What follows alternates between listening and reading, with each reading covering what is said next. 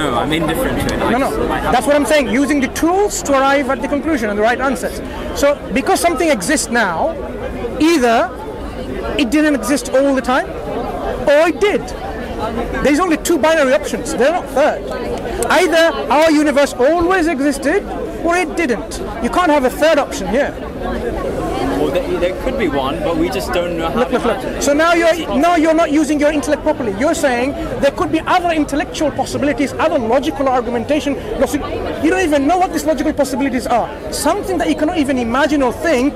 Don't even attempt to describe it because it doesn't even exist. Look, our logic is limited to our language and the vocabularies that we use, right? Isn't it? We construct logical axioms or rules using a human language or mathematical language, whatever you want to call it. If you have an option, say, oh, possibly there's a third option, can you describe it in mathematics and logic? You can't, because it doesn't even exist. So this is not really using your intellect properly. Your intellect properly means the faculty that you have, it only gives us two options. The universe either exists always, or it didn't. Then we can move on, analyzing each option in turn. Because if it didn't always exist, then what it means is at some point this universe was non-existent. Let's take that option first. If it didn't exist, can it bring itself into existence? I don't know much about the nature of the universe. I can't tell you. You can't, because it didn't even exist. I assume you use your intellect. You said, yes, I have. So if something didn't even exist, it has no existence. Do you know what it means? It has nothing, zilch of any existence. No quanta, no hadron, lepton, no quarks, no fluctuations, nothing, no energy, no matter. Absolutely nothing. That's what I mean by non-existence. In the absence of all of that, it cannot then pop into existence by itself because it was nothing. There's nothing to come from. Now I would like you to use your intellect and tell me why you find it very amusing. I just want to say that we shouldn't be closing our options at this moment, surely, due to the extent of our knowledge, worldly knowledge, scientific knowledge, religious knowledge, spiritual knowledge. There are only a few options as of now, but maybe in the future there may be more due to discoveries. So, problem with the approach. Maybe I'm not speaking to you right now. Maybe you don't exist. Yeah. Why do you think I exist? I can see you. No, there are other options. That's an illusion. Yeah. It's a grand illusion that you are speaking in Speaker's Corner. Millions and zillions of possibilities exist. Why do you only think I exist here and I don't? I am not in existence, maybe. So can you be certain that actually? So no, the proof doesn't come in because we're talking about logical possibilities. You're saying our current understanding is this is what we know, but maybe there are others we will know future. In the future, maybe you know that there are other options that I didn't even exist. You were a brain in a jar having that discussion here. But you are actually in what? St. Charles Hospital in a brain in a jar. The reason I'm emphasizing on this option, one option, two option, or many options, is because if you look in the past, people thought it has to be this or that. But then over time they realized, okay, give an example. Both of them were probably give an example. Give an example. Probably quantum mechanics, you know, the electron could be in two places at once. I mean, that is quite amazing. Probably 50 or 100 years ago, people never conceived of two It's a baby science still, right? It is baby science, yeah. Yes. It is a baby science, and the way things are described is actually sometimes quite silly. Like, oh, things pop into existence. If you have no existence to begin with, you can't pop into existence. So that language they're describing is something very childish, isn't it? A scientist cannot use a language saying, oh, it was non-existent, but it pops into existence. Silly. I can say that, you know why? Because I am not afraid to talk to a scientist when they're speaking nonsense. If you have no existence of any kind, you can't pop into existence. I mean, surely particles pop into existence. It could be from where? From what? From nothing? It could be in the nature of the particle themselves to exist and non-exist. Wait. Let's understand one thing. If something is non-existent, can it even pop into existence? Because it's nothing to begin with. It's nothing. Unless you believe, like very deceitful approach by Professor Lawrence Krauss, the universe came from nothing. Have you read his books? No, I haven't read his books. Right, but that's the prophet of the scientific era today. He wants to deceive people by saying the universe came from nothing. When you go to his lectures, read his books, he says, actually, it's not nothing, it's something. So he doesn't say the universe came from nothing, it actually comes from something. So that's the deception, that's the trick. So if something is non-existent, it can't pop into existence because it's non-existent. Do you follow? I follow that. Right. So our universe, when I said it has either existed eternally in some form or another, or at one point it didn't exist. You think, maybe like quantum mechanics where electrons or particles or things exist in two different places. And look, here you don't have any choice. We took just the example of question of existence of God. It's a binary question. God exists, God doesn't exist. There's no in between maybe. I don't know. Who cares? That's not even an option. Answers are God exists or God doesn't exist. These are the only two binary options. So you have to be really intellectually robust in your dealing. From what I see, you need to be, look, maybe you haven't been, but you need to be. So now let's go to these options. If the universe at one point wasn't in existence at all, it will never become existent. It will be totally nothing. Our universe will never be. The fact that it is here, it means that option that is non-existent at one point is not valid. From nothing, you get nothing. If you was nothing, you will always be nothing. Nothing is not unstable, like Professor Lawrence Krauss says, because his nothing is something. So don't be deceived by, again, this kind of, philosophical trick by a scientist. He doesn't even understand what he's talking about, is he? With all respect to an eminent scientist of today, right? But I think it's just gibberish he's talking about. If you are nothing, no energy, no quanta, no fluctuation, no particles, nothing, this will always be like this. It's not going to suddenly say, I'm unstable, I'm going to become no energy, I'm going to borrow -1 energy, and then, so the total energy of the universe is 0. Negative concept of energy, where are you borrowing it from? There is nothing else. There is nothing else to borrow from. If you are nothing, you can't borrow from anything else because you are not existent in the first place, let alone being a sentient, thinking, choosing thing that says, I'm going to take some energy from somewhere, or let me have my rules that I need to do something. I need to be unstable. Where does this rule come from? The rule doesn't even exist because it's nothing, non-existent. The fact that the universe is here, my friend, there is only one option remaining. The universe, or whatever made that universe, whatever originated the universe, there has to be something always there, always, always. You have no escape that from intellectual reasoning. It has to be always there. The moment you say there was nothing, nothing would have resulted. Universe exists now, you and I exist, there has to be always something. The question is, what is that something? Yes. Yeah? It cannot be this universe because your scientists and my scientists, because they're the same scientists, are saying the universe began in some way. It expanded with about a few billion years ago, 13.7 billion years ago roughly. But before that, I can use before. Do you know why? Because if that was something, and we're saying time, place, everything existed, I'm going to use it very loosely. Was it always like this, or there was absolute nothingness? If it was absolute nothingness, it's not going to originate with an inflatory theories 13.7 billion years ago. It can't. So that means what? There was something there. Either it was the originator of the universe, or it came from another multiverse, whatever, right? So you have all these options, but eventually you will have to admit intellectually there was something always there. What are the characteristics of this something that was always there without a beginning? Now you realize we're coming to the concepts of a creator. Something always exists, it's an eternal, with no beginning. Possesses energy, because without energy nothing would have happened. If it always exists, possesses energy, did this just happen, or was a conscious choice? Was there a will involved? Was there consciousness involved? It could have been a cause and effect. If you imagine the multiverse, the multiverse suffers the same problem. All these bubbles, okay? What's the original point of origination? What is the cause of their existence? You treat the multiverse as the thing which has always existed. Okay, good. Much like God. Good. So this multiverse always existed, much like God. So it possessed certain characteristics.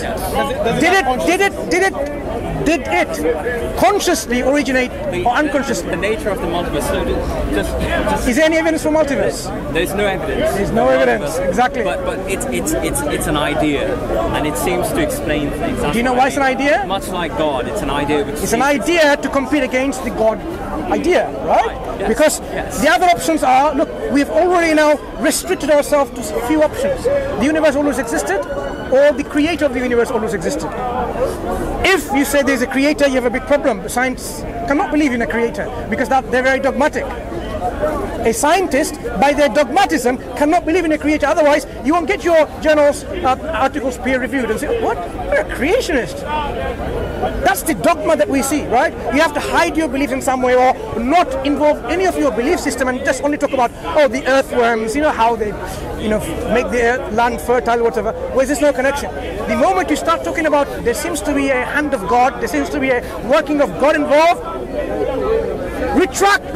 This is what happened recently. Retract. They had to retract it and apologize. Oh, +1. It wasn't +1. +1. Apologize. The editor saying, that's it. We retracted it. This is what we talk about, dogmatism, scientific dogmatism. But I am not a dogmatist, scientist. I'm not a scientist, maybe a student of science. But when we realize about this universe, the multiverses, collectively as a whole, still they're only matter. Matter, where did the rules come within the matter to do things the way they do? It didn't just happen. Do things happen? When we have a need to have a coffee or a meal, you just don't sit there and then your meal just happens in your kitchen by itself, by matter. Interactions of all the chemicals of water, milk, sugar, tea, plastic cup or a porcelain cup, and the cooker and the lighter, or the rice, whatever you eat, the vegetables and the knife to cut them into pieces. You just sit there and it doesn't happen because matter is not conscious and sentient. So it doesn't organize for you things which you think will be nicely organized in a nice meal, cup of coffee or tea. It doesn't happen. But you give that to the universe, to the multiverse, that this is what it's done. Wonderful people not even questioning it. We are here, arguing, questioning, discussing that this universe has a creator or not. And you think this all just happened, by itself. I mean, there is the obvious temptation to say that there was an intelligent creator who has created us. But it's not a temptation. It's the logical conclusion. It's not the only alternative you have. Because if you think about it, back in the times, probably 300, 400 years ago, people really didn't know how a lot of these natural things happen. So they said, God must have created it, or God must be doing this. But as science progressed, they had substituted God for a natural explanation. So that's what I'm saying, is that science has been covering grounds. There has been pushing God to that one square, which is that's not true. Where did we all... That is not true. That is a dogmatism again. Poor chap who passed away, one of the world's famous scientists. You know what I'm talking about? Stephen Hawking. A brilliant mind. God endowed him with so much intelligence. What was he trying to do in all his works? Constantly modifying his equations. You know why? Like everyone else. But some people, they stop. Roger Penrose and various others, they stop. They realize it looks like there's a creator at the end of my equation. But others, they kept on fighting with the equation, which gives them, at the end, there has to be an intelligent creator. But they don't accept it, because why? Their whole life they spent to disbelieve in a creator. So anything that gives them scientifically, look at, the molecular biology. What happens in your body, and you think, this thing called chance, and a rule that happened within this nature which has no brains, no synapses, this nature, not a sentient conscious being, and yet somehow is making a one-way progress called evolutionary, something that goes from simple to complex and more intelligent, more precise and more... This is nothing. It's not something that's designing it, and yet we're giving all of that. Imagine what we're saying. Oh, you know what? These very few moments when the amino acids come together, they somehow found themselves attracted to connect to each other in a certain form, and not only that, in a three-dimensional form to make proteins. Well, peptides before, and then polypeptides, and then proteins, and then to make the proteins you need the machinery in your cells. You need the mRNA, right? Ribosomes. But to make ribosomes, you need the DNA. To make DNA, you need ribosomes. Chicken or the egg, which one? We give so much, these fantastic theories, without actually saying, look, this kind of irreducible complexity, as some of the Christian creationists have put through, right? Irreducible, that's a term now, it's well known in creationist and scientific debates. Irreducible complexity, which so much, it's something that is so complex, and you can't just have it. It's like either or. The flagella of a bacteria, whatever. This machinery is so precise. We are saying it is possible by chance. It is possible that you become a potato, 200 years later, by chance, by reorganization of your molecules. That's fairy tale, if you ask me. That's fairy tale. So the first life, the way it formed, the way it is described in abiogenesis and the theories, that's why no wonder Richard Dawkins, does he believe life is terrestrial or extraterrestrial? One of his opinion? Extraterrestrial. Extra. Coming from outside. There are people who have some of the opinions like this. Why? You can't actually explain the life that we have in this earth with this kind of mechanism.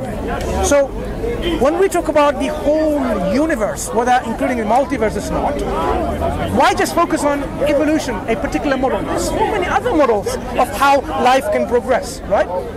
This doesn't solve the question about how order and complexity came into our universe.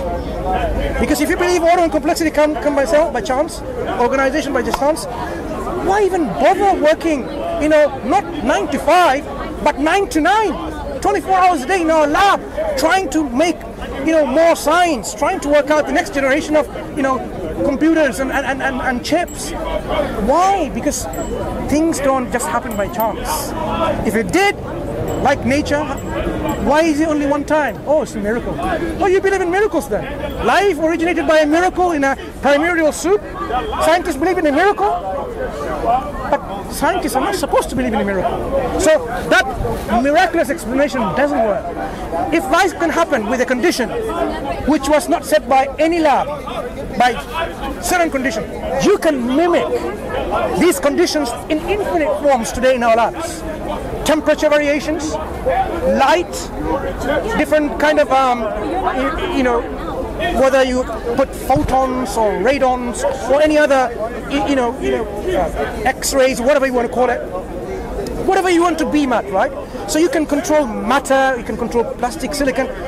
You can have, by computer method, simulation method, do all of these things, and which you're bound to get something that just spark of life again, and again, and again, and then again, and they repeat it in the labs. There you go, we've discovered it.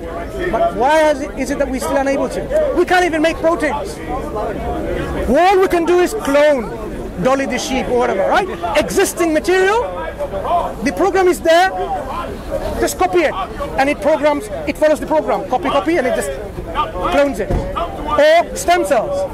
You have the cells, it's programmed already. From stem cell, pluripotent stem cells, you get what? You want to get a myeloid line or a leukoid line, then eventually you get, white cells or platelets or neutrophils, whatever. But it's already programmed. Do you see the problem? Have you gone to the level of questioning like this? If you haven't, this is the time to go ahead. I'm not giving you any evidence, I'm only asking you to reflect. Take this as a harsh push by someone in Speaker's Corner to question dogmatism. Because you've questioned dogmatism from religion. You've already done that. Question the dogmatism from science. Because science have already, we know from history, have deceived us by the eminent scientists of their day. They said, you know what, look at the horse evolution. Ecohippus, Eohippus. We know it's a forgery. It never exists on a fossil record like that. But it was in our biology textbooks, even in my country, Indo-Pak subcontinent, in my country, in a university level textbook. They even showed the diagram. Blatantly false. But this was the science. Giraffe's neck, Lamarckism, We know that's not true, but they believe in this. Not only this, when they invented the first microscope by Van Leeuwenhoek, 1673, they said we see the human being like this in a sperm, and it just gets bigger and bigger. Utter lies. The way they made all this, how human beings develop, it goes through these stages, they falsified it. You need to read some of the books where scientists of their day, how they falsified information for a theological belief system. Because remember, they're competing against what? Other theories. Maybe a theory of religion, God. So if you want to compete against that, you have to have something. When you have no evidence for it, you make one up yourself. There are loads of them in scientific history where they made up. Okay? Now we're saying, we are sorry that we did this, but we have learned better. So, go and study those things and ask yourself these questions. It doesn't make sense to believe in things which are so organized, so complex, so in harmony and precision. To how many decimal places? All these constants? Too many. That's how precise they are. Just happened.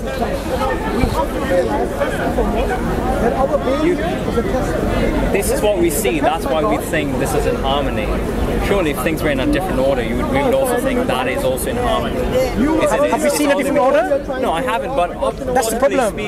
Logically speaking, if I were to exist in a different universe, but there is no different universe. You haven't been there. But just take it for an example. If I were to exist in a different universe, in a very different form, suppose I would exist in a liquid form, I would think that the order of the universe in that